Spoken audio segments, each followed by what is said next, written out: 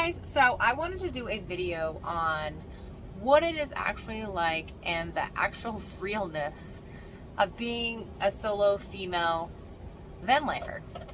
Don't feel like there's enough of the actual reality of it out there on the internet. So let's get real, because that's what I do. I'm all about being real. And there are things that people don't tell you. Like, you see the glorified, beautiful, magical part of being a solo life vanner. Like, you see it all the time. Everybody on Instagram, like even I post it on Instagram, that is the beautiful part of being a solo female van lifer. But let's get down to the dirty part. The part that when you start van life, you don't realize that you're gonna go through, the things that you're not prepared for and you're not quite sure about. So let's delve into that. Okay, so the first one I can think of, I didn't write anything down. This is just winging it tonight. So the first one I can think of is you're questioning yourself when you first leave. Like probably a month and a half after you build your van, and you actually like head out on your own, and you're like, okay, this is gonna be awesome. You're building your van, you're so excited, you're so fucking pumped. You're pumped. You're like, yes, I got my van, I'm gonna go live freedom, I'm gonna be free, I'm gonna do this, I'm gonna do that. I'm super stoked about it. That part's amazing. I love that part. It's so great. But that first month and a half to 2 months when you're living solo van life is an adjustment period. You're going to have that period of adjustment time. You just left everything, everyone, anything you know, you fucking gave up, you left.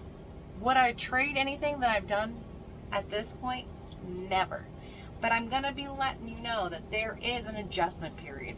There's that first month and a half to 2 months where you think, what the fuck did I do? You wonder in your brain, did I do the right thing? Did I sell everything I owned? Did I freaking move away from everybody I know for this? I am by myself, completely alone. If I break down tonight, like, I'm by myself, and those thoughts go through your head as a single van lifer. Like, they totally go through your head. You will have your regrets about bringing a pet in your van. Like, I love my dog to pieces. Wouldn't give him up for the world. Love him. But that makes you more vulnerable, because you're parking at a space that you don't know. You're trusting your gut to be at a spot where you're not sure if it is safe or not. You are very vulnerable. I'm gonna be honest with you. I am 5'4", 104 pounds. I'm very vulnerable anytime I walk out my door or anytime I'm driving this van. It's just facts. So when you bring a dog or an animal, you have to bring them out. They have to pee, they have to poop, they have to do their thing, they have to get exercise. So when you're going out, people are seeing that you are by yourself. I have had an experience where I was at a Cracker Barrel. I parked in a spot where Walter could like be in the back, hooked to the back of the van, and he could do his thing. My dog does not growl, does not bark. Doesn't tell me anybody's around. And somebody walked out of the woods right beside my van door that was wide open, because I thought we were safe. I thought it was okay. The gentleman never hurt me, never talked to me, anything like that. But my quick thinking was, I'm going to pretend I'm talking to somebody in the van so he doesn't know I'm alone. So I totally just started talking like I was talking to somebody that was actually here that wasn't really here, because I was like, I have to think of something really quick. So also, being on your feet, paying attention to what your surroundings are all the time is very exhausting. I'm not even gonna lie to you guys. Like, it's very exhausting. You are outside, you are vulnerable, you have your doors open. Even if you have these immaculate locks and you have these immaculate security system, you're still vulnerable. You are in a vehicle. When it comes down to it, you are in a vehicle. Vehicles are easy to break into. So you have to have your protection. Whatever that may be, whatever you feel comfortable with as a person living in a van, whatever your comfort level is with protection, always keep your protection with you, because you never know what the fuck is going to happen. Like, that's just real. But let's go back to the part where we were talking about like the stage, the month and a half of leaving family, leaving everything you know, selling everything you have, and that month and a half of leaving. You are going to have pretty much a mental, not breakdown, I don't want to say that, that's a little harsh, but you're going to be very aware of what just happened, and it's going to take some time to process it. After that process stage is done, and you're about a month and a half to 2 months in, you're going to realize this isn't so bad. I'm getting used to it. You're going to get into your own groove, your own drive, your own way of doing things. Me personally, I had some goals I set for myself before I started out in the van. I wanted to be able to see the rest of the states in 1 year that I hadn't seen. I had like 15 states that I hadn't seen in the United States that I really wanted to get finished before the end of the year. I did get them all done. But you're going to want to set little goals for yourself. Keep a journal. I've been half-assing my journal, but keep a journal. I'm a huge one that I document a lot of my stuff on my Instagram because it's faster and easier for me to do that than to try to film things for YouTube. I'm not even going to lie to you. I love you all that are here on YouTube. I do. There's so much editing that has to go into YouTube videos, and there's so much documentation that has to go into a YouTube video. I wish I had a partner in crime. I don't right now. I'm okay with being single and I love it. But until I find that right person, I will continue doing my maybe 2 to once a month posts on here. Sorry guys. It's just the reality of it. If you want to see more documentation, please go over to my Instagram because I do daily things there. Unfortunately, it takes too long for me to document and edit videos here. So where I was in the bus, I was, doing everything myself, and it was easier, and I was taking a longer time to do it. Now that I've been in the van, it's a little bit more of a fast-paced situation for me, and I'm going to see and going to do way more things a lot faster. So it is not as easy for me to document everything and still enjoy life. The whole reason I started this journey was to be free and to enjoy every single moment that I have given to me. And I feel like I'm doing a really good job at it. I feel like I'm failing you guys as my subscribers that I am not providing the content that I am seeing daily. It is very difficult for me to do that. On the other hand, I'm enjoying life. And after like 3 months of doing this and you're figuring it out and you're going on to your iOverlander and you're mapping out things where you want to be, I would highly suggest always being somewhere where there is cell service. If there's ever a problem and there's a lot of places on iOverlander that do not have cell service, go to your spots early. Make sure like around 1 o'clock to 2 o'clock, make sure those spaces are available. Make sure that, you feel comfortable in the space that iOverlander had showed you. Because there are some really amazing spots iOverlander has. That's an app you can download on your phone. And that's my majority of what I use. Sometimes I go to campgrounds, not always those ones I have to pay for, so I don't like to go to those. And my income is not that high, so I have to always budget what I'm spending for where I'm going. It's a lot harder to find dump stations than you would think. I only have a little tiny porta potty. It's going to cost you money to dump your shit. So it's going to cost you money for that. So budget that in your budget. This is like the video I'm making you now I wish somebody had made for me so I could have thought of the realities of it. You're going to have strange people come up to you. You're going to have strange people come up to you. Try to handle it with grace. Sometimes people are going to be weird. At that point, then you need to be bold and you need to tell them, I'm done talking to you. I'm ready to go to bed. Make some excuse up that you need to stop talking to them because they're making you feel uncomfortable. You don't have to tell them they're making you feel uncomfortable. You can if you would like to. I choose not to because it makes the situation a little bit more awkward. I was making up an excuse, like I have to go in the van, Walter has to eat or something like that. There's gonna be times where you're fucking lonely, especially if you're in a place where you don't get great service and you can't get on your phone and you can't freaking call people you love and you can't. I try not to be in those spots very often.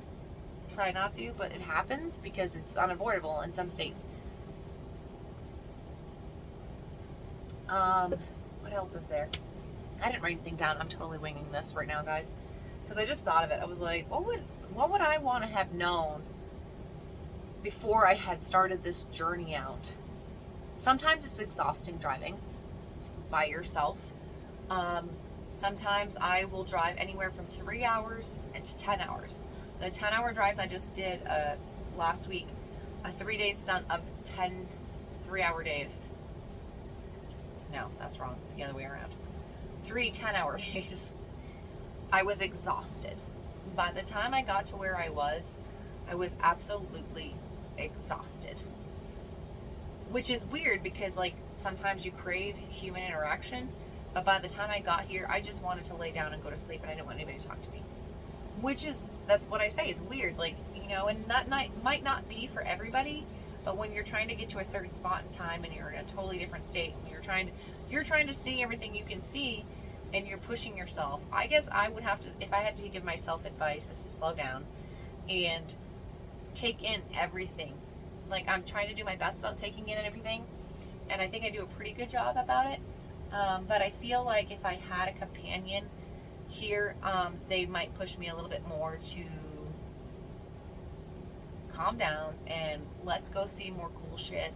Let's go take this hike, or let's go do something else. So that would have been really cool to know, like, you're not as ambitious by yourself sometimes, I would say, if you had somebody kind of being like, hey, let's fucking do this, or let's do that. The other thing is like, parking sometimes is hard. Finding a place, and not all states have a ton of parking because they're starting to limit us on parking a lot. A lot of states are like, no, it's starting to be city ordinances and stuff like that. Out west, it's been a lot easier to find parking. Parking and dump stations are my hardest. Parking's less of a hard thing to find than dump stations. Dump stations are harder. And showering, like, you're not going to shower every day. You're going to go some days where you're going 5 to 7 days without a shower. 5 to 7 days. Like, and you start stinking. You will smell bad. You will not get used to your own smell. Now, you know, around day 7, it is time to take a shower, and you've got to find some place. And I know a lot of people use the gyms, a lot of people use truck stops. I do, but when you're trying to be on a budget and you're trying to save money and not spend a ton of money because you're on that budget, you're gonna go longer because you're like, well, that's good for another day or two. You know, baby wipes are your best friend when you live in a van. Even though I have a 15-gallon water tank, I have a whole shower set up where I can take a shower. But when you're on the road, that water is very valuable. It's very, very valuable. You're not just going to waste it. You're going to think about every time you turn on that faucet, how much water do I have left, and where am I going to find the next fill station? Or how soon can I get to a friend's house where they can help me fill up my water tank? So you're going to start thinking about those things. I don't know. I just wish somebody had told me these things, like, when I was building my van. Like, I really do. You're going to have times when it's pouring rain for a couple of days, your power's down. You can't charge your phone unless the vehicle's running, or, you know, you're stuck in your vehicle for 3 days straight because it's been raining. And I know I don't like to go out in the rain, and my dog hates going out in the rain. Like, he will hold it forever so he doesn't have to go out in that rain. Those days are not as fun. People ask me they're like, oh, where do you get your spray tan? You are always outside. You are constantly outside unless it is raining. You will get used to it. That part's cool because you see some epic shit. I'm not downing van life at all, and I'm not downing being a solo female van lifer. I fucking love it. I absolutely love it. Love it. Like, I've never been so happy in my life. But I want you guys to know the reality of it. It's not all sunshine and rainbows and beautiful pictures on Instagram. It is some of the shitty times, especially when you first start out and you question yourself. Those are the hard times. But once you get used to it, once you get used to it, it's epic. I can't even describe how fucking cool it is. I fucking love it. But there are challenges. Like, let's be real. There are challenges. There are challenges of every day, but that's in anything you do in life. That's everywhere you go in life. It's just adjusting. It's an adjusting process to the transition. That is the hardest part of the first month and a half to 2 months of van life. I love you all.